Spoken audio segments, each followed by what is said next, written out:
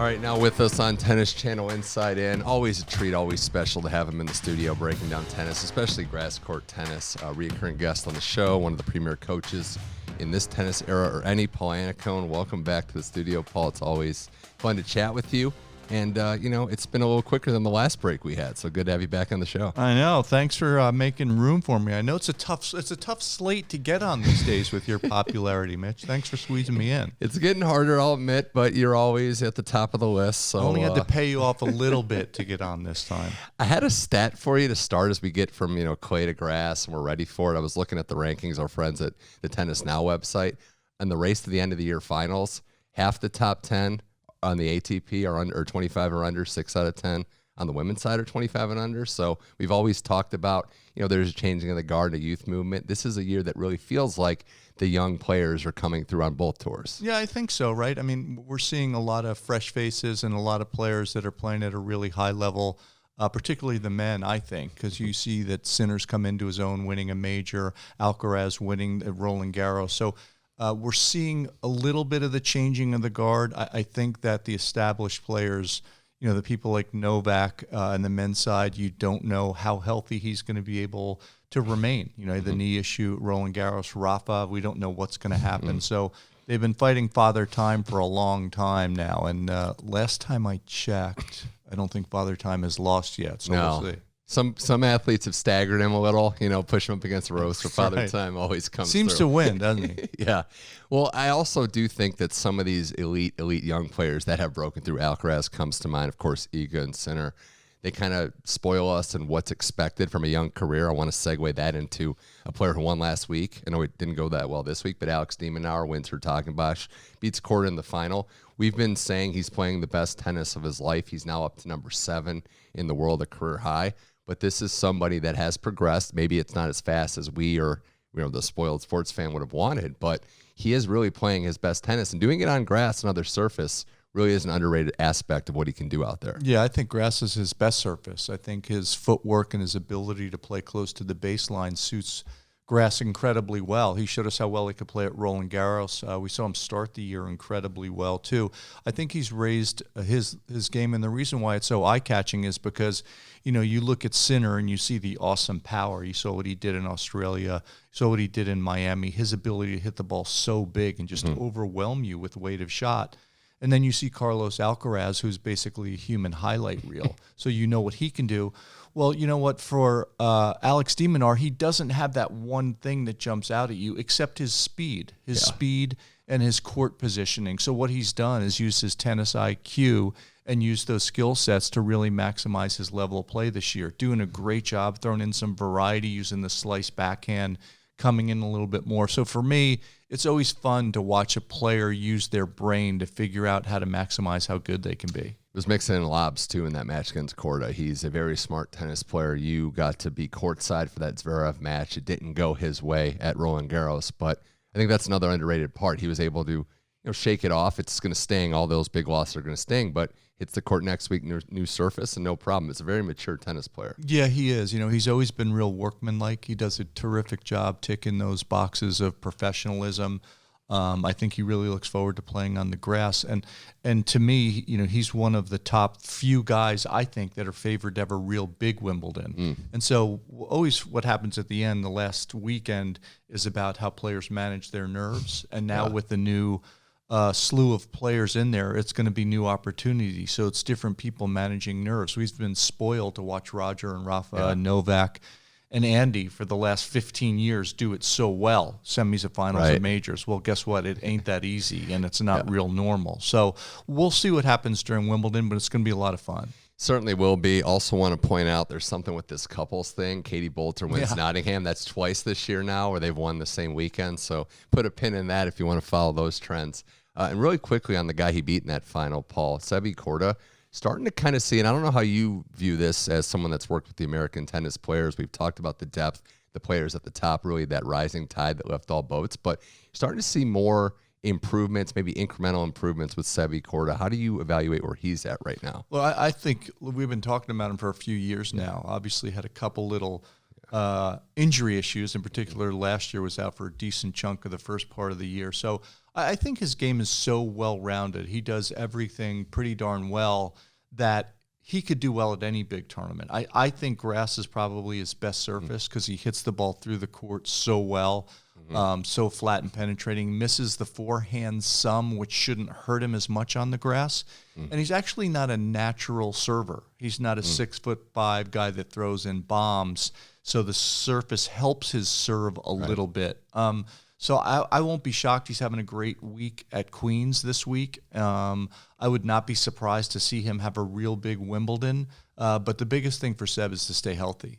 Yeah, Australia was a great run, and then he hurts his wrist, and you're chasing getting healthy in a sport where the rankings and the points matter so much. It's tough. So good to see him bouncing back, playing some good tennis on the grass, as is the other guy that won last week, Jack Draper in Stuttgart. Beats Berrettini, who we like to see back getting closer to full health. But Jack Draper gets that first title, wins on grass, and becomes the British #1, which having worked with some players like Tim Henman, what a special honor that is. So the title is one thing, but being the British #1 comes with a lot of honor and responsibility. It does, and also it comes with a lot of pressure. Yeah. And he's about to feel what life in a fishbowl really is for the next month. Being over in the UK during Wimbledon, which I was fortunate enough to do many, many times, but a few times for years with Tim Henman, it is a different world. The world of media now is a wide one, as you well know, but over there with all of the tabloids and all the newspapers, Jack is about to feel like a guppy in a fishbowl because everyone's going to be looking in. Yeah. I've always been a huge fan of Jack, really good kid, terrific worker, great athlete, and this doesn't shock me at all. If he can manage the external stuff, there's no reason he's not going to have a great grass court season. He's had a couple deep runs or deep matches in majors where his body kind of broke down a little bit, so it was great to see that. Also, the Berrettini match was very efficient. He's facing a huge guy that service bomb, a Wimbledon finalist, and he hung in there, and he played pretty efficient. And, it's a lot of times on grass, as you pick your spots in the return games. You just worry about your serve. So I liked what I saw, but now it's like step one. Step two is the stakes are about to raise a little bit. Yeah, they sure are. I think he's getting more and more comfortable there. You talked about his fitness, and we've seen him healthier for longer periods of time now. Big, strong athlete, moves incredibly well for a big guy, and that lefty serve was really rough last week on the grass. Uses that the right way now. It's not going to be a lot of fun, and we're just seeing, I think, just the beginnings of him getting to a new level. And we're looking at Wimbledon, as you mentioned, that it's open. We don't know. It doesn't look like Djokovic and then Nadal not there. And, it's a new world with a lot of these players on the men's tour. Where does Berrettini factor into this right now? A finalist who on grass we know can play as good as anyone. Yeah, for me, it's just about his health, right? Yeah. I mean, if he's healthy, he's one of the top 5-6 guys playing there. But can he play 3 out of 5 sets? And can he do it for 7 matches? He's had such a rough go of it with injuries. Only time will tell. I know it's cliche, but really we don't know. You look purely on level, he's right in there. I think it's going to be very curious to see how all these new faces react, particularly if Novak's not there and Rafa's not there. A lot of people's eyes will light up, and a lot of light bulbs go off in players' heads where they do think, hey, this could be my time now. The only ones that we know of this era right now that have handled that have been Alcaraz and Sinner, right? Yeah. Medvedev has. I wouldn't put him in the top couple of picks on grass, but he's right behind there. So he's in the mix. But still, to me, Alcaraz and Sinner are the 2 guys on grass of the young guys that would be my favorites. Yeah, certainly understand why, given what they've done. Alcaraz winning Wimbledon, Sinner having a lot of great runs, just kept running into that Djokovic guy and then losing to him.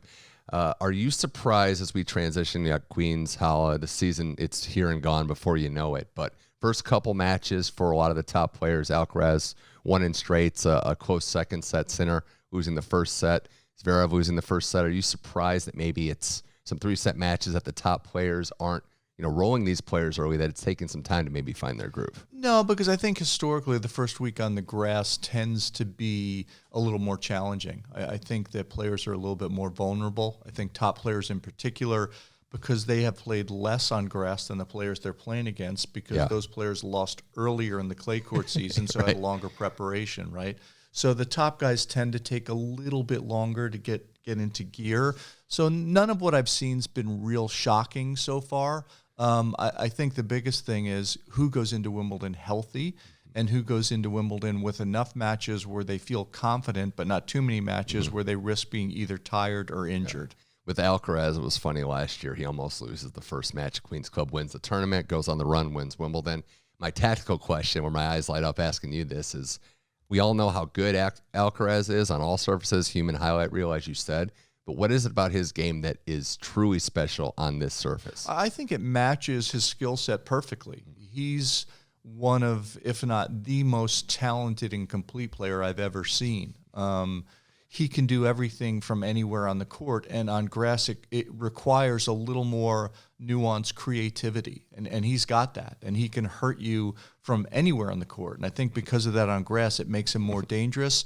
I read after Paris there was a bunch of stuff that was written about his low tennis IQ and things like that, which I found kind of comical. Yeah. I think the reason people think that is because he does chat with Juan Carlos Ferrero, who I would chat with if I was playing for sure. Guy's former #1, great coach. Right. And the problem is, it's a great problem to have, is that he has so many different ways to hurt you. A player with that kind of skill set doesn't settle into his default mode in a big moment real early in their career. Yet he's finding ways to win so often, and I think that that's nuanced and really tied in well with grass court tennis, because you have to be able to do a lot of different things, and he can do all of them at a high level. Right. On the Juan Carlos Ferrero thing, the rules have changed, so he's taking advantage of what the rules clearly state now. So I think it's kind of foolish to compare it to how it used to be. Like, this is the modern times with coaching.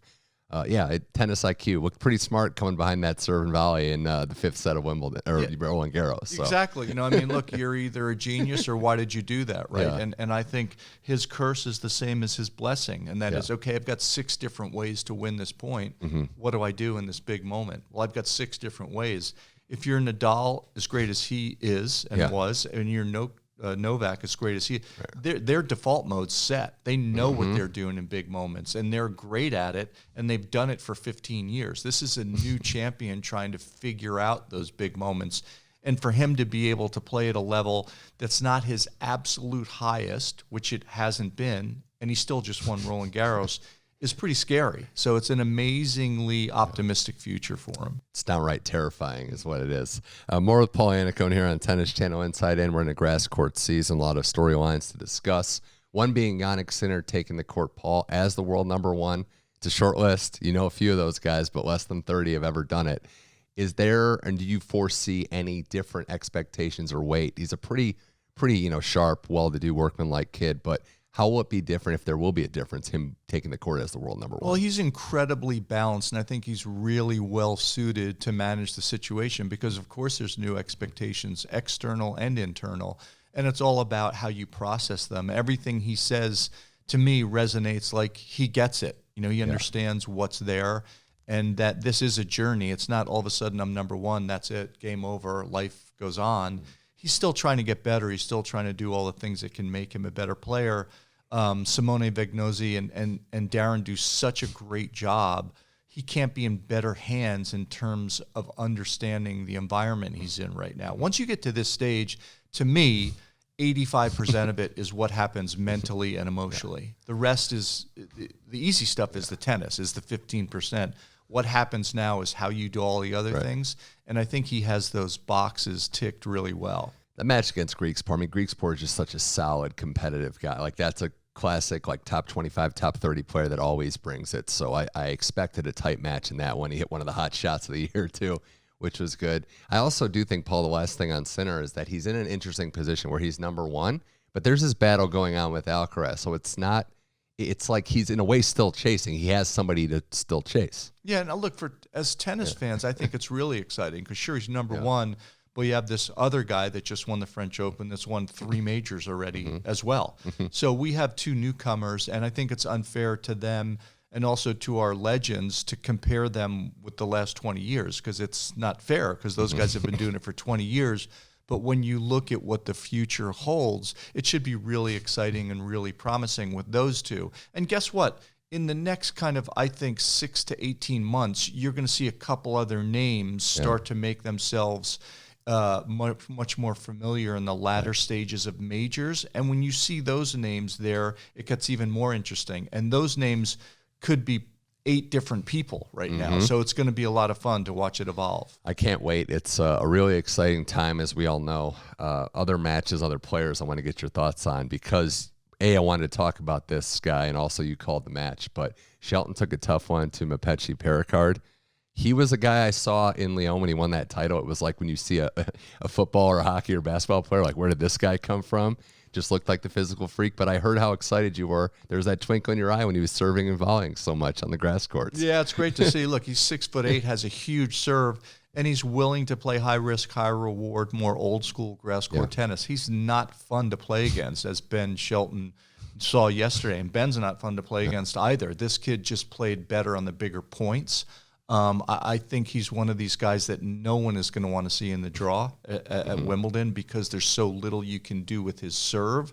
And because he plays first strike tennis, it's really tough to get a rhythm against him. So for me, he's going to be really dangerous, and I can't wait to see where he's placed. And for Ben Shelton, look, he's one of the best players in the world already. He's got a huge lefty serve, knows what he needs to do with it, and he's gotten better this year. His challenge is more about what happens once people start to see you more. And I didn't fully understand that until I really started to look, because players are so smart, and now there's so many resources at their fingertips that they start to understand different players, their strategies, what they do, they get familiar with.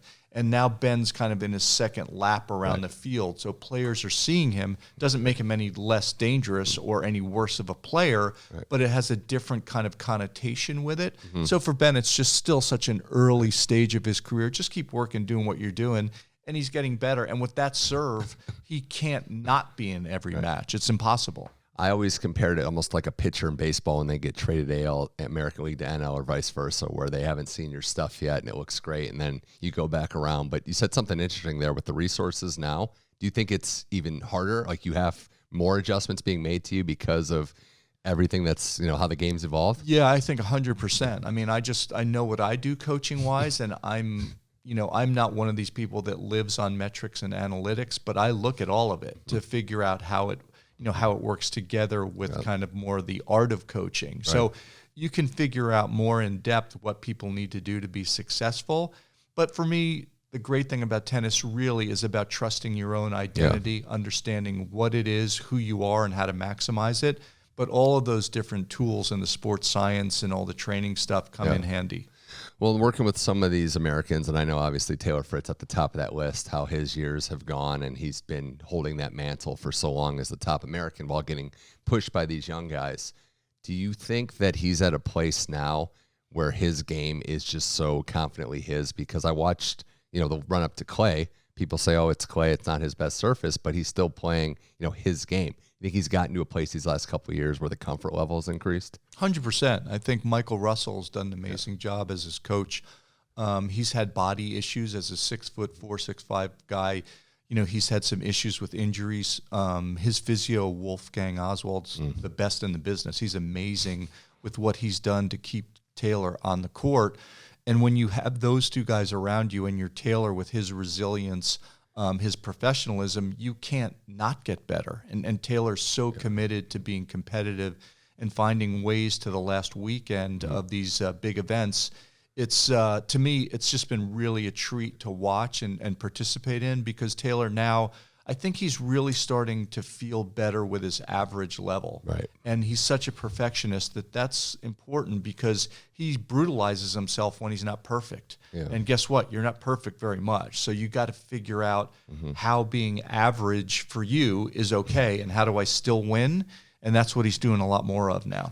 Yeah, it's been special to watch, and I won't say specifically who, but I've heard from players and coaches in the game that when you get to a certain point, whether it's number 1, top 5, top 10, you have this like arrogance, like you expect, look, I'm good, I'm going to beat the players ranked lower than me. And it seems like Taylor and a lot of these guys that have consistently got their ranking up and maintained it have that competitive, confident arrogance. Yeah, it is, and it's really arrogance sort. I look at it. It depends on how you promote it, but I look at it more as self-assuredness.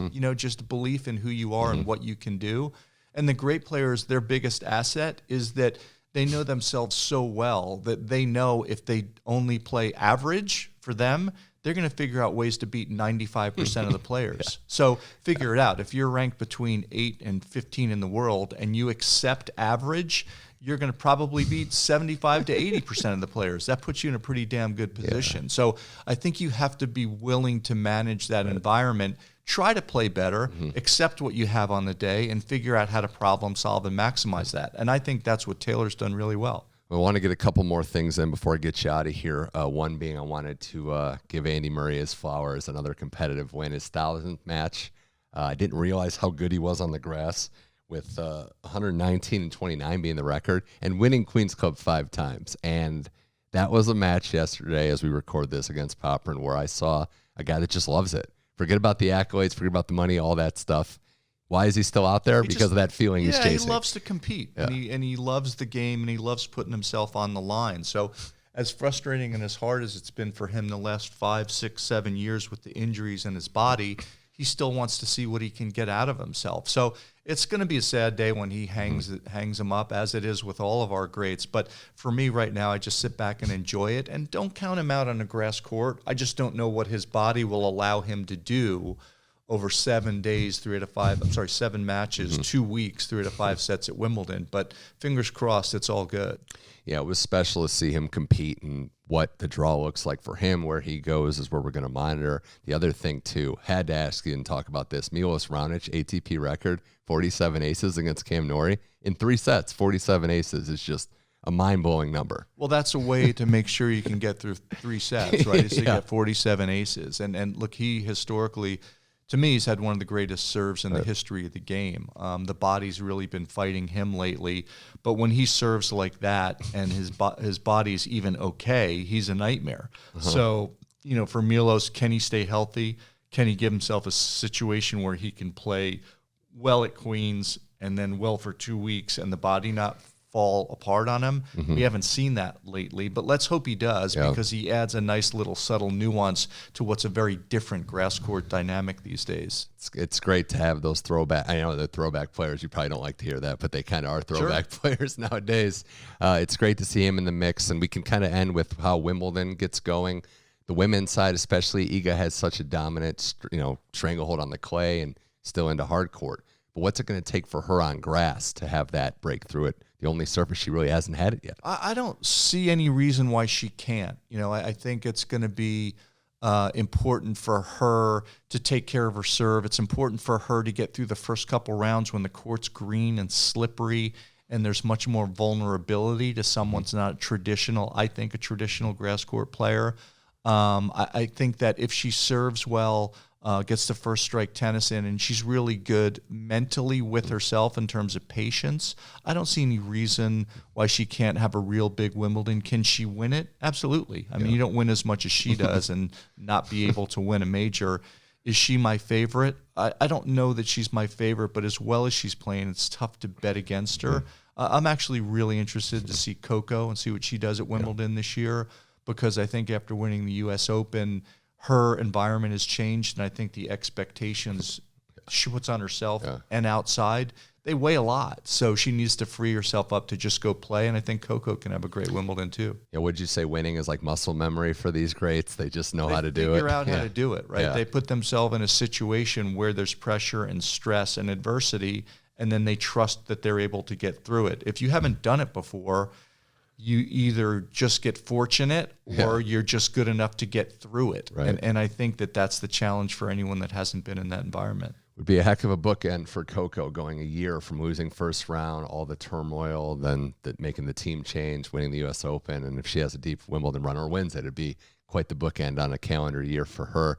On the men's side, do you see it as 2 horses pacing the field in Alcaraz, Sinner, Djokovic not there, the guy that's dominated this event? I don't actually. I mean, I think that those guys are marginally ahead, but I think that there's probably, 10 other players that people need to be aware of. And I think I would be pretty sure that those 2 guys that are a little bit ahead are aware of the other players. I mean, you look at Griekspoor yesterday, who's ranked 27 in the world, and he probably should have won that match, and he didn't against Sinner. It's only 2 out of 3 sets. But there's a lot of people that are at the Griekspoor level that if you don't play well, you're going to be on the ropes probably. So sure, I think Alcaraz and Jannik are a little bit ahead of the rest, but there's a lot of names in the next 10 or 12 that can create problems and also create opportunities for themselves. Draper gets Alcaraz, so we talked about stakes raising. That's a huge match. By the time you listen to this, you'll know what happened. But so that's one there. And if Alcaraz does win Wimbledon again, that's 4 majors, and it's what, he just turned 21 or 20. It's insane. No, it's amazing, right? He's the youngest guy to win the 3 different ones on 3 different surfaces, and you don't ever. I just always think it's so unreasonable to compare him to guys that are in the 20s in terms of major titles won. But when you look at his resume right now, the blueprint's great, and the index is set up really well. Now just write the rest of the book. It's going to be great to see. So competitive, so awesome. Paul Annacone. This was fun. One other thing, though, got to give props. 1 month from now, Tennessee Sports Hall of Fame inductee, July 20th, down in Nashville. A tremendous honor. I know you are humble about your career playing for the Vols. We're actually going for a baseball national championship now. So tremendous honor and congrats. It's nice to see hard work in the game paying off. Mitch, I appreciate it, and I like that. Look how looks like I'm really thinking. I'm probably thinking about, okay, where am I going for dinner tonight? Yeah. Looks like I'm really studious, but I think it's more about what's on the dinner menu. Do you think this honor is going to get you closer? It's not at the same level, but closer to where your wife was writing that screenplay? No way. No way. I mean, my wife just wrote a hit movie on HBO called The Great Lillian Hall. I can never reach her accolades, but as long as she keeps me by her side, I'll be fine. There you go. Starring Jessica Lange. Shout out to that and your wife for writing it. Paul Annacone, this is fun. Always a treat. Always a pleasure. Thanks for coming on Tennis Channel Inside In. Mitch, you're the best. Thanks, man.